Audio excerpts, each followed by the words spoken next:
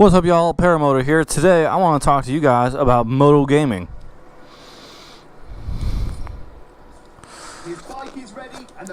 So guys, like a lot of us, we're not always able to go out and ride. We're not always able to fucking enjoy our fucking two-wheel death machines. So a lot of times we'll game instead. So generally you have two options for Moto gaming right now. I mean, there's more than just two. But your biggest options right now are Moto GP18 and Ride 2. Currently, I have both of them downloaded on my PlayStation 4. And honestly, I've played both quite extensively. Ride 2 a little bit more than Moto GP18. But to be honest with you, I enjoy Moto GP18 so much more than Ride 2. Moto GP18 has amazing graphics. Ride 2s are pretty good too, but GP18 has amazing graphics. It gets you a better storyline. I think both games lack in storyline. I think that's the thing that I dislike the most about both of them. Is that honestly, there's no storyline like career mode and stuff like that. They could delve a little bit deeper into the actual story behind the riders and maybe have other things than just the racing in it, like a lot of games have. I know some games, even Madden and stuff like that, there's a lot of practices. Some of the older Maddens actually had little your menu to start would be an apartment, and you get a better apartment over time and shit. I think they could probably get better into your career, and maybe interact with you a little bit more. But the racing aspect of this game is amazing. I love the racing part of this. I've never been great at racing games, to be honest with you. As you can see, I've been off the track a few times. But this one's actually really fucking fun. And you can dial the difficulty back as you see fit. Typically what I've been doing is I actually had to start off in the lowest level. So you start off on this game in the Red Bull's Rookie Cup. And then the better you race, the better offers you get. So I think the Rookie Cup is 8 races, and you actually have to race them all in the Rookie Cup. But when you go to Moto 3 and Moto 2, if you're racing really good, you'll get offers from teams to step up mid-season. So I went through all of them. I went through the Moto 3 season and all the way through the Moto 2 season with the same team.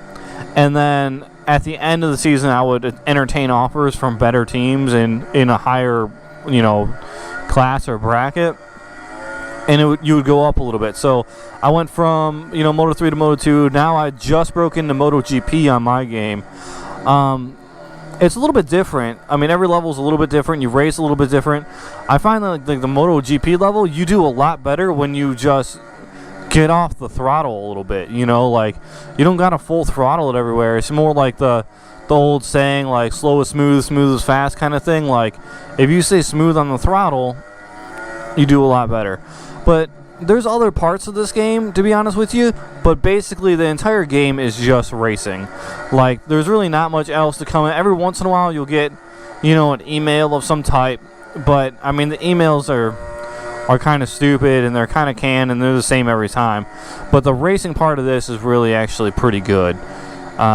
If you're looking for a racing game and you're caught between Ride 2 and MotoGP and you can only afford one, go to MotoGP 18, because when you're actually doing Ride 2, the funnest part of Ride 2 is when you do the professional racing, which is a lot more like a World Superbike style racing than in a MotoGP. Oh, and I crashed. It's more like a World Superbike style racing than a MotoGP style, and it's the funnest part. So you might as well just step up to the game that you're going to want to play at the end anyway. So I'd go with MotoGP.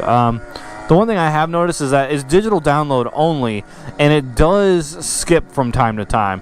There's some tracks, and I'm kind of distracted while I'm talking with you guys, so I'm sucking worse than I normally suck, which is usually pretty bad anyway.